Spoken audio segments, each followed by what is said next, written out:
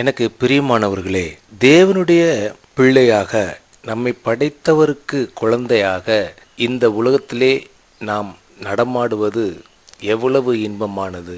நமக்கே தெரியும், நமது குடும்பத்திலே நமது பிள்ளைகள் நமக்கு மகிமையையும் கனத்தையும் இந்த உலகத்திலே அவர்கள் வாழ்கிற வாழ்க்கையிலே அவர்கள் இது யார் குழந்தை, ஓ இன்னார் பையனா, இன்னார் மகனா என்று கேள்விப்பட்டு பெருமை கொள்கிற அளவுக்கு பிள்ளைகள் வாழ்ந்தால் அந்த பெற்றோருக்கு எவ்வளவு சந்தோஷமாக இருக்கிறது.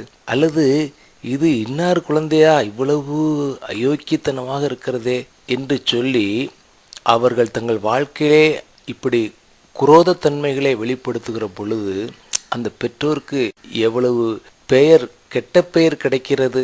அருமையானவர்களே, இதை நாம் நம்முடைய அனுதின வாழ்க்கையிலே நமது வாழ்க்கையிலே இவ்விதமான சம்பவங்கள் நடைபெறாமல் இருந்தாலும் நமது தெருவிலே இவ்விதமான நிகழ்ச்சிகள் நடக்கிறதை, நமது அண்டை வீட்டு ஜனங்கள் மத்தியிலே விதமாக நடைபெறுவதை, நமது ஊரிலே நாம் குடியிருக்கும் பகுதியிலே இவ்விதமாக நடைபெறுகிறதை, இந்த ஏற்ற தாழ்வுகளையும் ஏற்றத்தையும் நாம் காண்கிறோம்.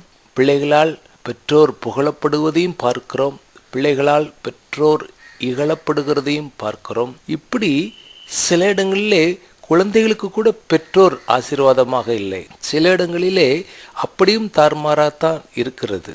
நம்மை படைத்தவர், உங்களையும் என்னையும் உருவாக்கினவருக்கு நாம் நமது வாழ்க்கையிலே அவருக்கு கீழ்ப்படிந்து அவர் சத்தத்தை கேட்டு அதன்படி நாம் வாழுகிற பட்சத்திலே நமக்கு பெரிய சவாலான ஆச்சரியமான வார்த்தைகளை இந்த பரிசுத்த வேதாகமத்திலே நாம் பார்க்க முடிகிறது. ஏசாயாவின் புஸ்தகம் 55வது அதிகாரத்திலே நான் 1 முதல் சில வார்த்தைகளை நான் உங்களுக்கு வாசிக்கிறேன், கேளுங்கள். ஓ தாகமா இருக்கிறவர்களே, நீங்கள் எல்லாரும் தண்ணீர்கள் அண்டைக்கு வாருங்கள். பணம் இல்லாதவர்களே, நீங்கள் வந்து வாங்கி சாப்பிடுங்கள். நீங்கள் வந்து பணமும் இன்றி விலையும் இன்றி திராட்சை ரசமும் பாலும் கொள்ளுங்கள். நீங்கள் அப்பம் இல்லாததற்காக பணத்தையும் திருப்தி செய்யாத பொருளுக்காக உங்கள் பிரயாசத்தையும் செலவழிப்பானேன். நீங்கள் எனக்கு கவனமாய் செவி கொடுத்து நலமானதை சாப்பிடுங்கள். அப்பொழுது உங்கள் ஆத்துமா கொழுப்பான பதார்த்தத்தினால் மகிழ்ச்சியாக இருக்கும்.